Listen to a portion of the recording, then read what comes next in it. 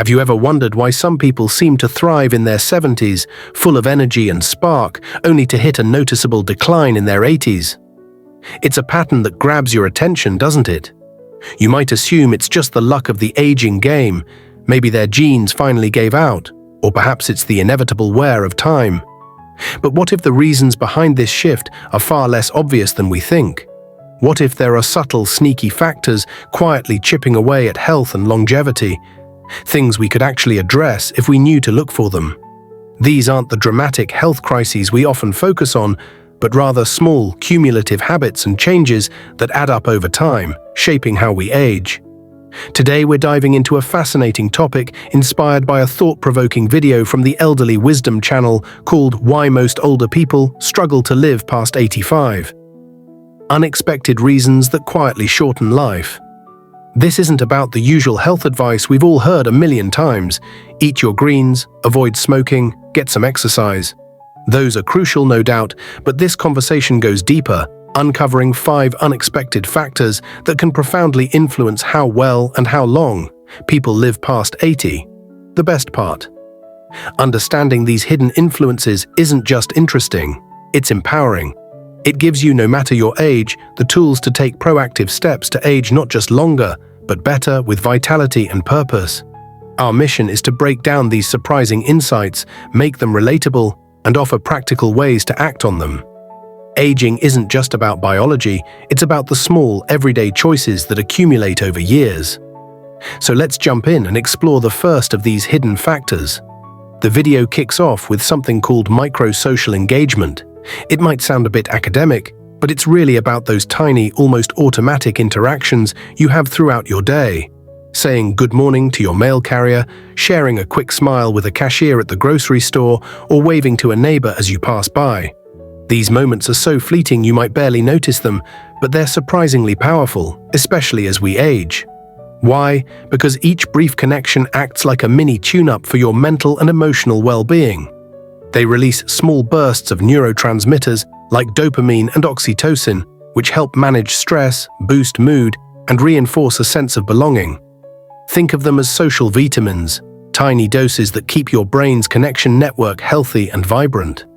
Research cited in the video suggests these interactions reduce stress and support cognitive resilience, helping your brain stay sharp and adaptable over time. Now consider what happens as people enter their 80s. Life often shifts in ways that reduce these micro-interactions. Maybe mobility issues mean fewer trips to the store, or you rely on grocery deliveries to simplify things. Perhaps hearing loss makes casual chats feel like a chore, or you just don't get out as much due to fatigue or weather. The video shares a compelling example of an 80-year-old man who visited the same coffee shop daily. It wasn't just about the coffee, it was about the routine, seeing familiar faces, feeling acknowledged. Those brief hellos and smiles kept him mentally sharp and socially engaged, providing a subtle but vital form of stimulation. Another example mentioned was a woman in her late 70s who made a point to chat with her bus driver every morning. That small ritual gave her a sense of community and kept her mentally active. When these moments fade, the impact builds up gradually. The brain starts to see this social withdrawal as a form of loneliness, which it interprets as a stressor. This can lead to elevated cortisol levels, increased inflammation, and a weakened immune system. Over time, it may even contribute to shrinking brain networks tied to memory, attention, and emotional regulation. Changes we often blame on aging, but which can be accelerated by this quiet social disconnection. So how can you counteract this? The video suggests making a conscious effort to rebuild these small connection points. It doesn't have to be a big deal. Try striking up a quick conversation with a neighbor, waving to someone on your street, or running a small errand to interact with others. Even a short phone call or text to a friend can make a difference. These actions are like preventative medicine for your mind and body. One study found that older adults who engaged in regular, brief social interactions had a 20% lower rate of cognitive decline compared to those who became more isolated. You could start by joining a local walking group or volunteering for a community event, even if it's just once a month.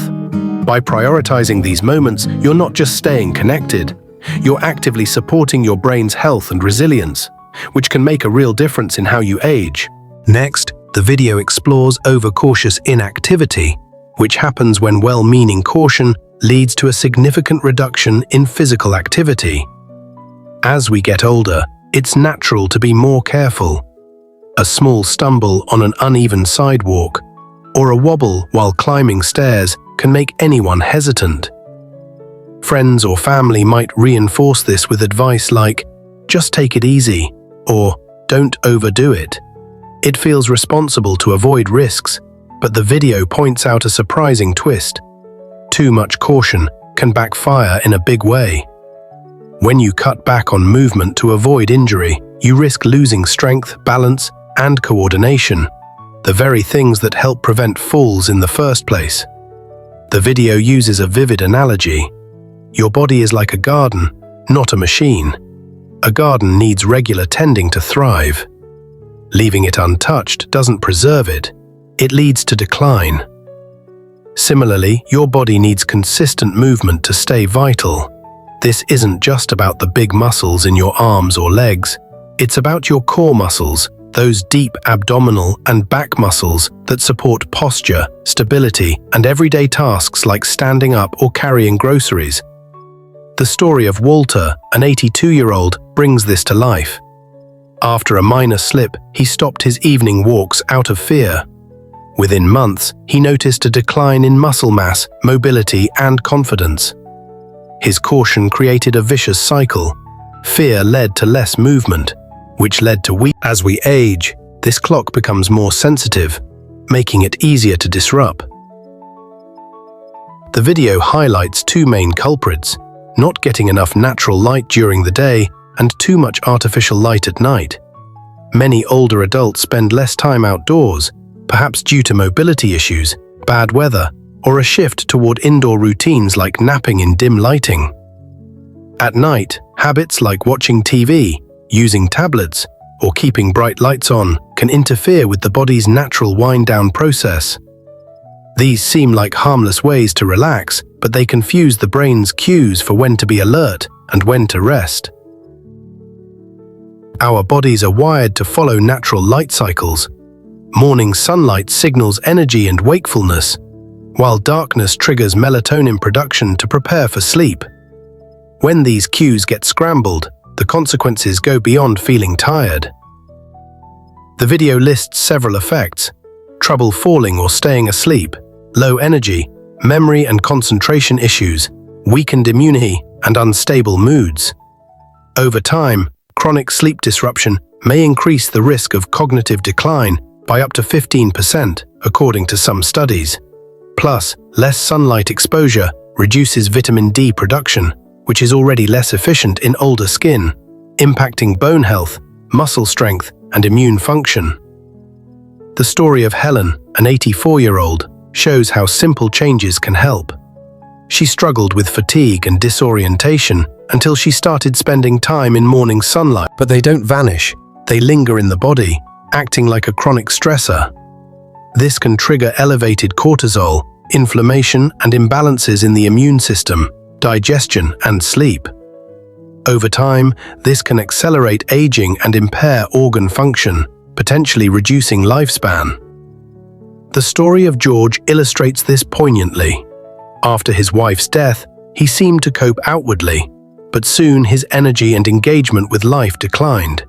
His calm exterior masked an internal burden of unexpressed sorrow. Another case mentioned a woman who lost her best friend and stopped attending her book club, bottling up her grief, which led to persistent fatigue. The video introduces the idea of emotional ventilation, finding healthy ways to express sadness, fear, or longing. This could mean talking to trusted friends, journaling, engaging with a faith community, or seeking therapy. Research suggests that emotional expression can reduce stress markers by up to 20%, supporting both mental and physical health. Journaling, for instance, has been shown to lower cortisol levels in older adults by providing a safe outlet for emotions. By creating space for these feelings, you allow your body to process them, reducing their physiological toll and fostering resilience. The fifth and final factor is the gradual loss of daily purpose. Those small, everyday routines that give life structure and meaning. These aren't grand philosophical quests, but simple tasks. They're subtle, gradual, and often overlooked, but their impact is profound. They're not about dramatic health events, but the quiet erosion of habits and rhythms that keep us connected and engaged. The encouraging news? Because these changes happen slowly, they can be addressed gradually through small, intentional actions. Reflect on these factors in your own life or those of loved ones. Which one feels familiar? Maybe it's fewer chats with neighbors, the temptation to stay still out of caution, irregular sleep habits, unprocessed grief, or a lack of daily structure. Pick one small action to start today. A morning walk in the sunlight, a quick hello to a neighbor Sonny, a journal entry, or a small task like tending a plant. These steps aren't just about adding years to your life, they're about adding life to your years, ensuring you age with vitality, connection, and purpose. The beauty of these insights is that they're actionable at any age.